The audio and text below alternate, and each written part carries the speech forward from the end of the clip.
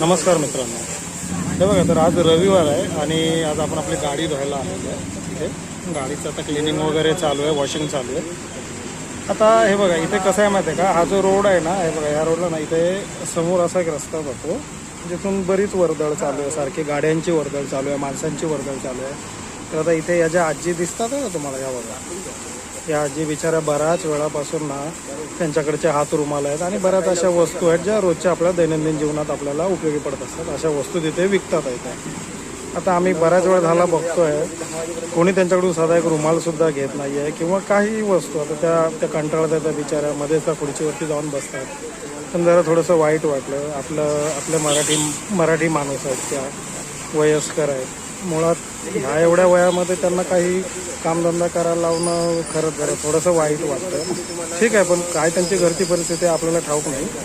आता हे दृश्य मी पाहिलं, माझ्या मुलीने पाहिलं. हे बघा इकडे ज्ञानदा आमची बसलेली आहे.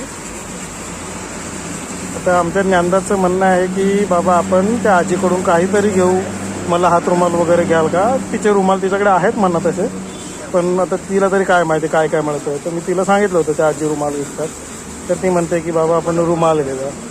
तर ठीक आहे, बघू आपण जाऊ त्या आजींकडे, बघूया त्यांच्याकडून आपण काहीतरी खरेदी करू. आपल्या परीने जेवढं होतं तेवढं आपण करू.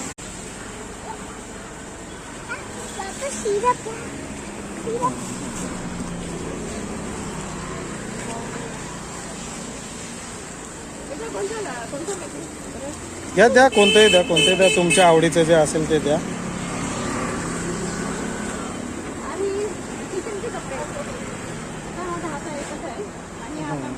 नाही, किचनचे कपडे आहेत. नेल कटर आहे का ते? कसं आहे नेल कटर? हां, अच्छा ते 20 वालं एकदा.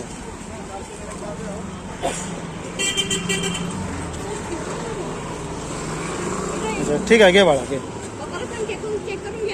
नाही ठीक आहे असेल व्यवस्थित. ठीक आहे चालेल, एवढं द्या मला. किती झाले आजी तुमचे?